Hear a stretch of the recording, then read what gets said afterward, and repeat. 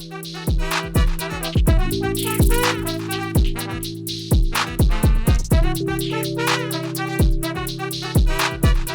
guys, Montel here, and thanks so much for tuning in to this edition of Free Thinking with Montel. A lot of us have been hunkered down over the last 2 years trying to figure out how we're going to exist through this pandemic, and hopefully it's coming to an end.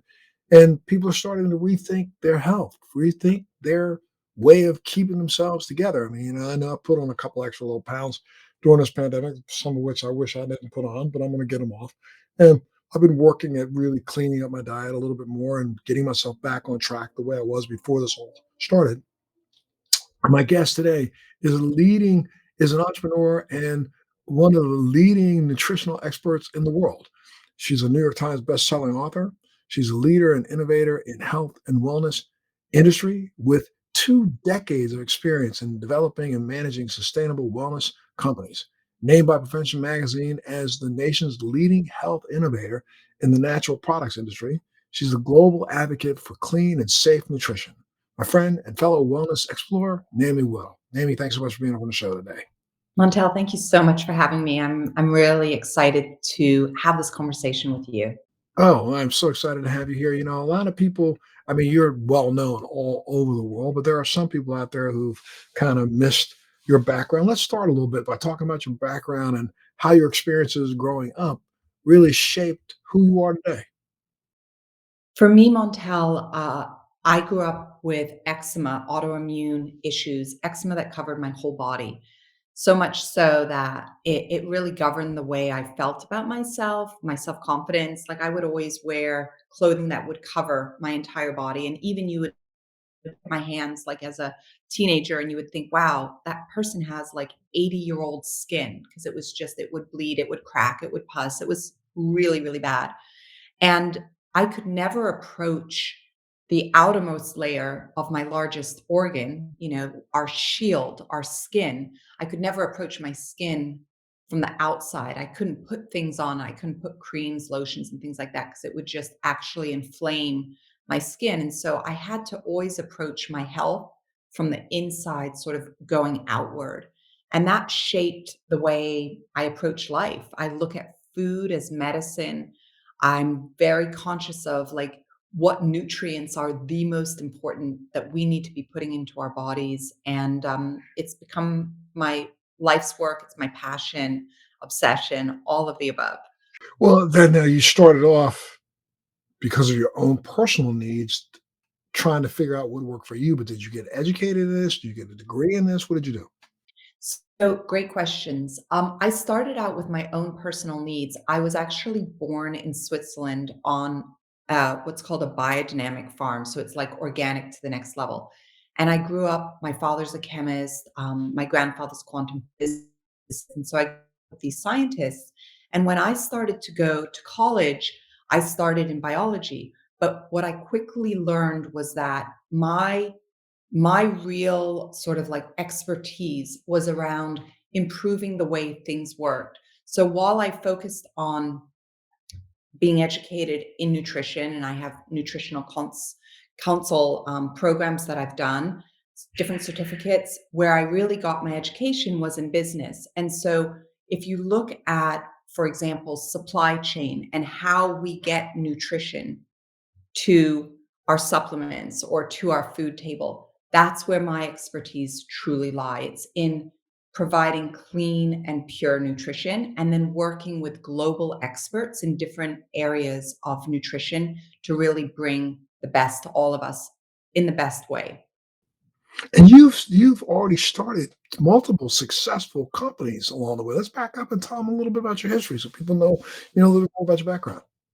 Well, for me, it's really it was really just from that personal place of discovery. So as I've traveled the world over the past 2 decades, for example, I first became really intrigued while I was reading this book by a gentleman named Dr. Craig Wilcox, and he wrote a book called The Okinawan Diet. And I wanted to know, why do the Okinawans live so long? Like, what is it about them? So about 20 years ago, I took a flight over to Okinawa. So it was probably the longest flight I had ever taken at that time. And I got over there and I met with this incredible professor, Dr. Wilcox, who had studied at Harvard, and I started to learn about these Okinawan people. And so as I started to learn what they were doing, like, wow, they incorporate a lot of ginger into their daily diet. Oh, when they eat a salad, it's actually not made up of lettuce, it's actually made up of like different herbs. And wow, they're spending so much more time in a sense of community, not isolating, being together.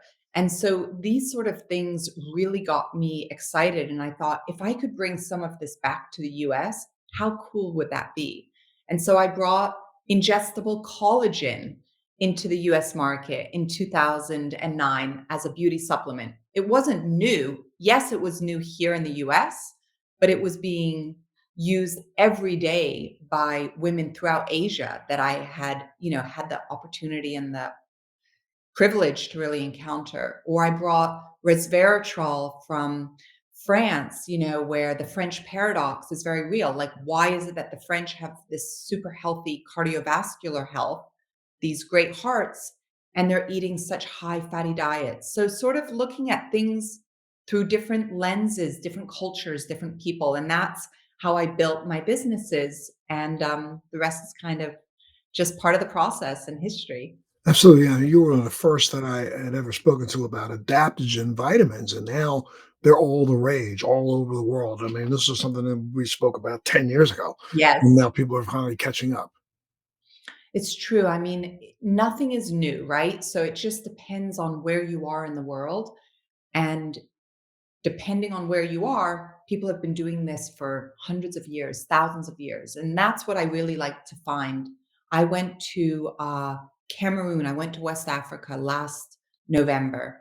So I was actually spending time with Whoopi, and COVID was, had already been 6 months in, and we were looking at sort of the numbers and how do we how do we support our immune function? How do we like strengthen ourselves? And I had read this amazing research that had taken place in Cameroon in West Africa. And Whoopi said to me, "Look, if you're willing to go over there now, I think meeting with the researchers, meeting with the locals, understanding how they use this particular spice that helps support their entire metabolic function would be really interesting." And so I did. And I brought this amazing ingredient just recently into the market, which I'm really excited to share. That's really so. What is that ingredient? You want to share it now? So Or? I call it spice fruit. It's from Cameroon, and diglomera is the scientific name, but it's an ingredient that all of our ancestors have used. And when you go to Cameroon, they're using this spice in their daily diet. So just like red wine is used in the daily diet in France or the Mediterranean diet, this is one of their everyday spices, or turmeric is used in India daily.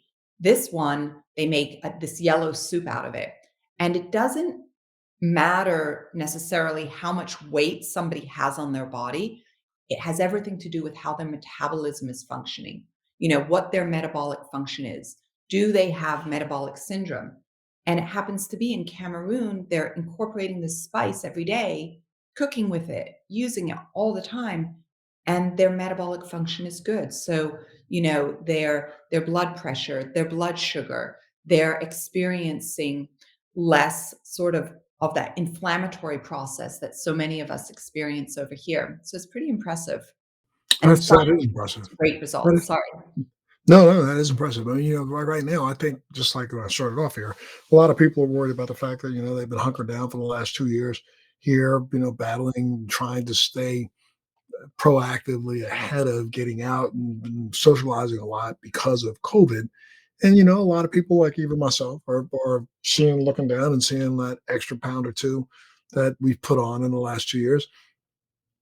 So one of the biggest questions that everybody has is, what can I do to lose some weight, and what supplements can I utilize to help attain my goals? What would you say to this It's a great question, Montel. I think all of us, right? to your point, we've all experienced such a change in our lives. And the supplements that I think make the most sense while we're trying to lose those extra pounds are the supplements that help with our metabolism.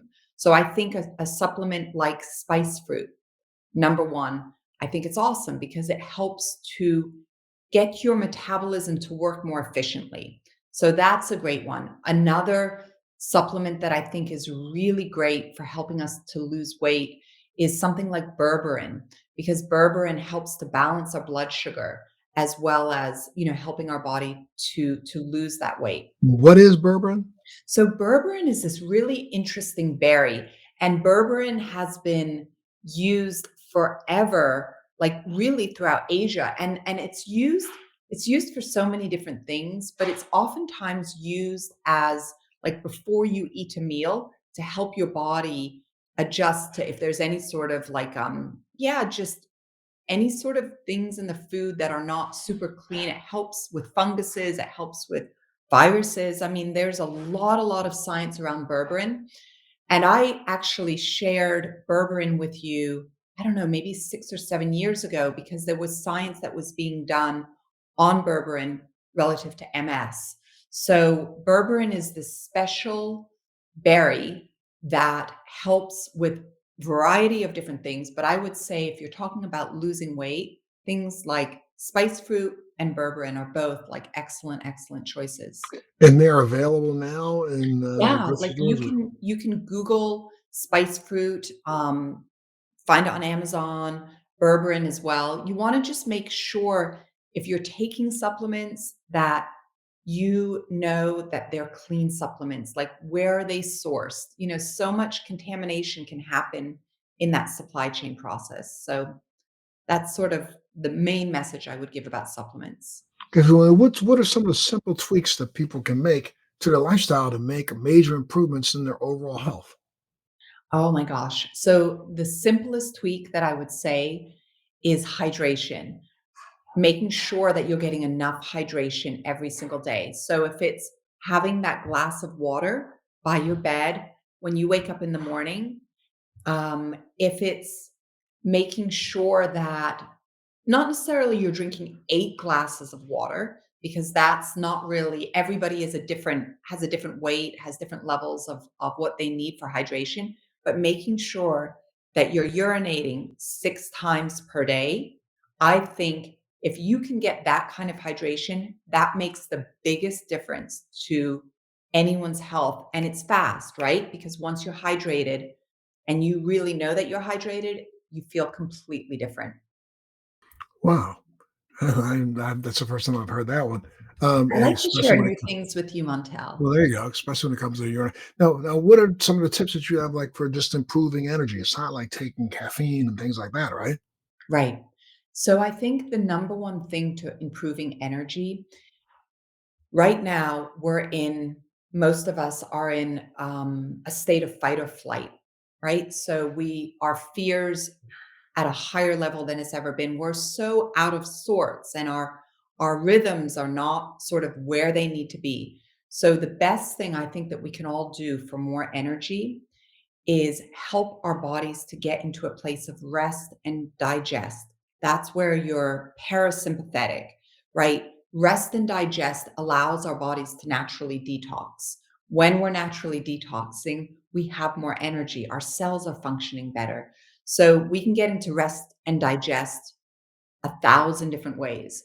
It can be through our sleep. It can be through the interactions that we have with other people.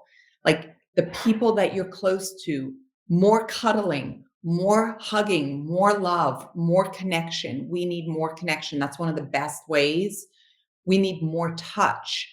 Touch is a great way for rest and digest. Anything that you can do that helps, like breathing exercises, all of those sort of things allow our body to get into rest and digest. Going for a walk, holding hands when you're going for that walk, just simple, simple stuff. Hydration helps us get into rest and digest. And you can Google rest and digest, print the list of the 20 things to do. I can put it on my website for everybody. But if you're looking at how do I upregulate my parasympathetic nervous system, or more simply, how do I get into a state of rest and digest? And I look at that every single day. That is the ultimate way to have more energy because you're able to detoxify the pollutants, the toxins that build up in our systems. And doesn't intermittent fasting have a lot to do with that also? I mean, it's one of the things I think you taught me years ago that I've literally stuck with. I literally try my best to put, and if I slip up, it's once every 30 days, but I literally try my best to put at least a minimum of 12 hours between the last thing I eat and the first thing I eat. So, I try to finish my dinner by 6:30 and I don't eat again until 10 o'clock in the morning. And I might not eat until 11 o'clock in the morning, but I make sure that there's 12 hours in between, which I feel, helps the body relax and digest, right? Oh, most definitely. For everybody that's watching, I've had the amazing privilege of knowing you for over a decade. And I don't know how many people really understand the level of discipline that you have as a human being. In my life, and I'm around, I think some of the most brilliant, high achievers, unbelievable humans on the planet. I've never known someone to be as disciplined as you. And so this concept of really eating based on certain time frames has a huge impact on our health. And I know we probably spoke about it, I don't know, 8 or 9 years ago, and Easily. yeah, easily, right? So I've always used fasting. I've used fasting for most of my life as my primary tool to heal my body. And it's for free, right? So fasting and different ways of fasting, everything from the intermittent fasting, which is easy to do once you get into a little rhythm of it, to 10 days of water fasting, all sorts of different things. But fasting allows your body to produce more stem cells, which are, the cells that we need to keep our youth. And fasting is a tool that's been used forever by everyone. And there's so many fun ways to sort of approach it. So I think you're right. There's no question that intermittent fasting does a lot for energy.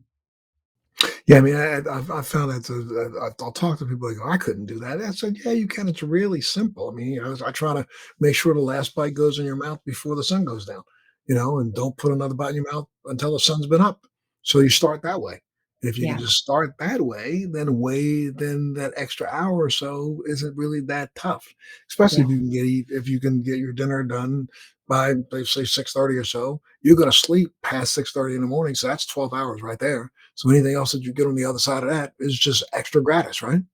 Absolutely. I mean, what you're saying right now for all of us, I mean, especially thinking about where we are as a nation and where we need to go from a health perspective is very clear. And these are simple strategies, right? Like drinking more water, doing it in the morning, paying attention to when you're urinating. Intermittent fasting is phenomenal. Simple supplements are great as well. But you don't have to do those things. You can literally empower yourself through, simple exercise, water, and good sleeping, and these clear strategies. Well, now the good thing you just brought up, you just mentioned supplements. All supplements are not equal. And, there are a lot of supplements that are formulated with other vitamins and minerals, but also lots of filler. How can people, safely track their overall intake and not accidentally say overdo it, especially when it comes to taking multiple products and not recognizing that some of them are different brands.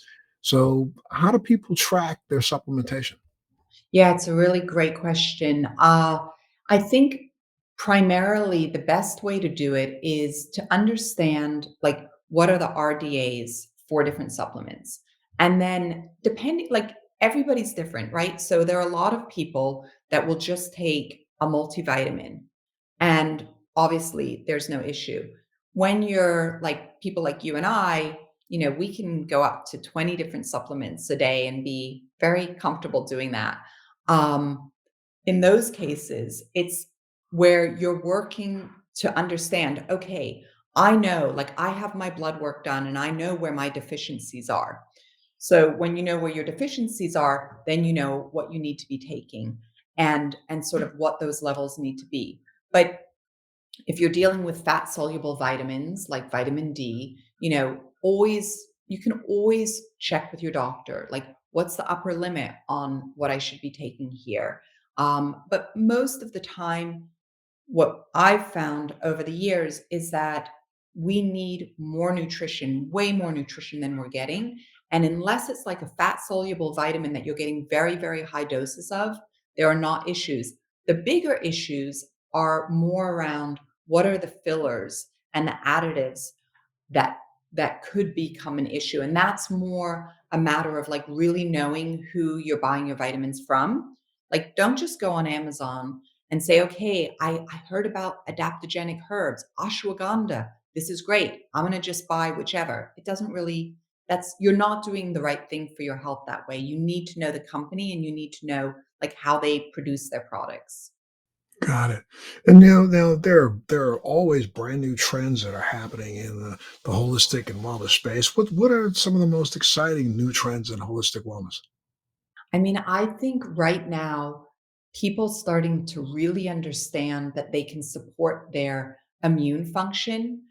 Um, all the trends around learning about adaptogenic herbs. I mean, like you said, we've been talking about this for a long time, but it is definitely a trend right now, and it's a great trend. So, anything that can help your body to adapt to stress, I think is a great trend. Uh, a lot of the supplements around brain health and brain function are really getting exciting right now. There's a lot of cool technologies. And I think a lot of the trends that are connected to different tools. So I love Noom, for example, these different technologies where we're really working with our mindset and our mental health. There's a lot of trends there which are just great. And what are ceramides and why are they essential to, let's say, your healthy skin? Okay, so I was so excited when I knew you were going to ask me this question. So Montel, think of our skin over time. Ceramides are, if you think of a brick wall and then you think about the mortar between those bricks, that's ceramide. So as we age, that mortar starts to break down. And the outermost layer of our skin, our epidermis, starts to also break down, of course. And our skin literally leaks out its moisture. So our skin's job is to protect our body, right? Like, and it has to deal with all of the offense coming from every single angle. Our ceramides are like the shield it's like the glue, the shield that keeps the outermost layer in place. So, I mean, we all need to be taking ceramides, I think, after the age of like 35 to 40, because it really protects everything inside, but it also just helps us to look our best. But now there are supplements for ceramide? Yeah. So you can get ceramides. I mean, ceramides you can find in like pineapple. It's in the wheat. It's like in the germ of the wheat. So if you're eating wheat, you're getting some ceramides. But of course, I like to take the ceramides as an ingestible supplement because I want that moisture in my skin. The first way our aging shows is by our skin getting dry. So of course, I wanna hit that one first, and you do it with ceramides.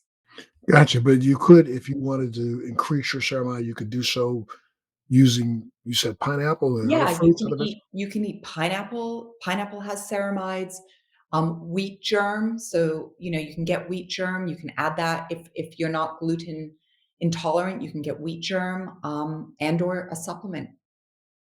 Wow, okay. Now, we talked about and did a whole special on the fact of eating good fats and bad fats and what's the Yes. importance of them and adding those to your daily, regimen. Well, explain that a little bit. I think fats are, the most important macronutrient. So we're eating protein, we're eating carbohydrates, we're eating fats. And for somebody like me who has these autoimmune health issues, fat is the fuel, the best fuel that I can personally be burning. Um, when you eat enough fats and you're in a ketogenic state, you're producing higher levels of ketones. And ketones are considered to be like the fourth macronutrient. And all of a sudden, you're talking about energy, the brain energy that you have, the way your organs work. I kind of like to compare a high fat keto lifestyle to like an electric car compared to like an old sort of gas guzzling vehicle. And there's a real difference in the way those two work.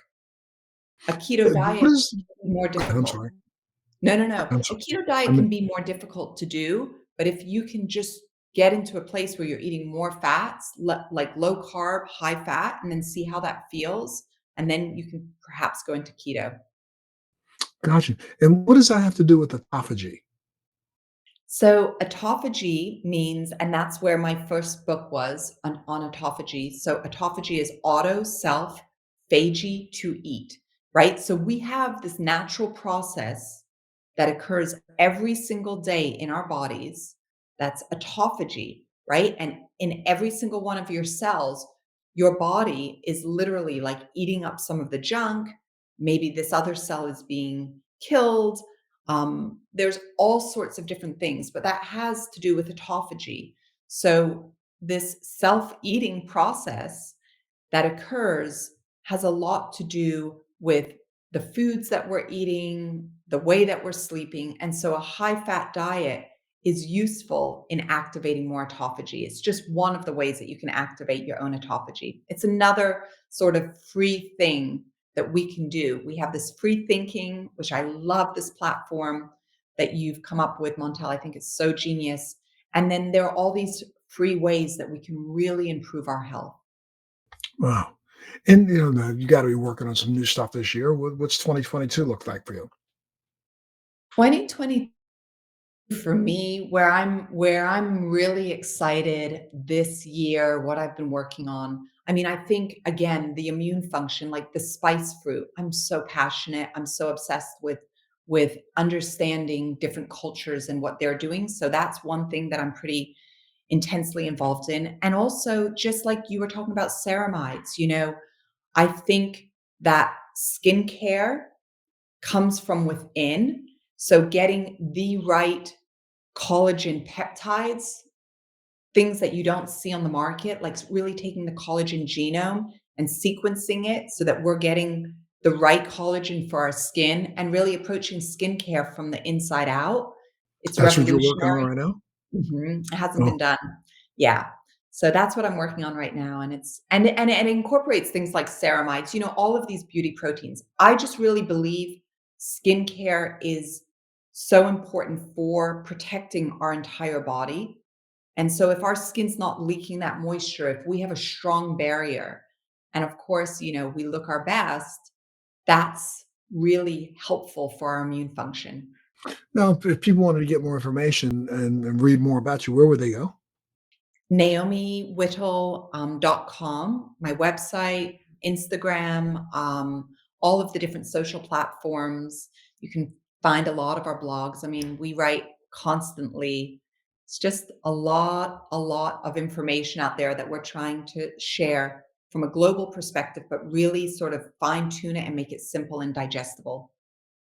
And people can catch you on QVC, right? Are you doing something with Yeah, QVC? we're getting ready to come back. QVC asked me to come back, and we're in the process of doing that. So sometime later this year, probably around May, June, you'll see me on QVC. And I think so highly of those days when I first started on QVC, and you really helped me to communicate the messages clearly. So I love those days. Absolutely. Anything else you want to share, please? I don't know, Montel. I think if there's anything that you can think of that you would say, would be important for the audience. Well, What again, I'm more concerned about, what are there any well, let me answer this way. We know that in recent weeks, there's a study that was done at the University of Oregon that's found that certain cannabinoids, not necessarily all cannabis, but THC, but we're talking about some of the other secondary Yeah. cannabinoids have been having in research some profound effects on things like the COVID virus. I mean, there's an article that came out about a week or two ago, a study published from the University of Oregon, where they found out that CBDA and CBGA, which are the acid versions of those two cannabinoids, seem to stop the spike protein from the COVID virus from being able to enter the cells. And we know that, human beings were born with something that's called the endocannabinoid system, which is that secondary, that system that seems to keep the cells operating in peak efficiency. So, you know, that's one thing that I think when science will prove out what they proved a year ago when it was first written about, that they thought that cannabinoids were having profound impact on slowing and stemming the COVID virus. But we have to wait for more research to actually state that, though there's a lot of peer-reviewed documents already out there. What Yes. else do people do and take that might Mm. help slow their ability to be susceptible to that virus? I read that study. I think it's just so fascinating. I mean, to think that, and you correct me if I'm wrong, but I think the endocannabinoid system was discovered in like 1992.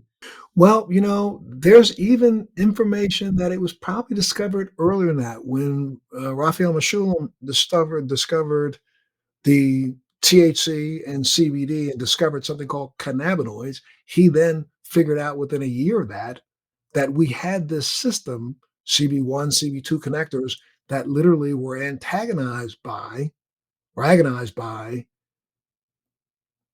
plant-based cannabis, but we actually made our own cannabinoids. One's called um, 2-AG, and the other one is anandamide. Wow.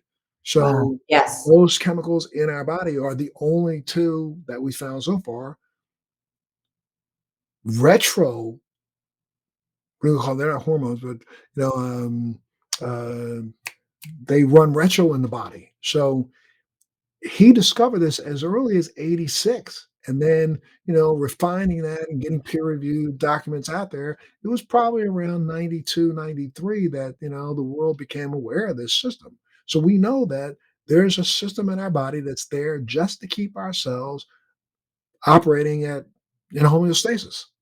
And if that's what that system does, we know that plant-based cannabinoids literally can help increase the production of our own cannabinoids, which are helping our cells stay in that Goldilocks zone. Mhm. Goldilocks zone is what helps our body fight off invasion, right? Jeez, powerful. No, it's so I when I started learning about the endocannabinoid system, I was just so passionate, so excited, so grateful that we now are learning and having these insights. We used to think, oh, when I go for a run, I'm getting a runner's high. No, no, that's the endocannabinoid system being activated, right? And like you can Correct. activate it through singing and all these different beautiful things. So spectacular. So I just think I agree with you. I mean, I think that the more we learn about these plants, the more we understand these different aspects of the plants, the better off we're going to be. And the groundbreaking science that's coming out right now, Montel, I just think we all need to be very focused on it. I know right now, like CBD sales are skyrocketing, and it's like we as a nation are paying attention. They are, they're skyrocketing, but I think one of the things that is kind of, the downside to that is that people think that it's just CBD, but it's not just CBD. It's Exactly. CBC, it's CBDA, it's Yeah. CBG.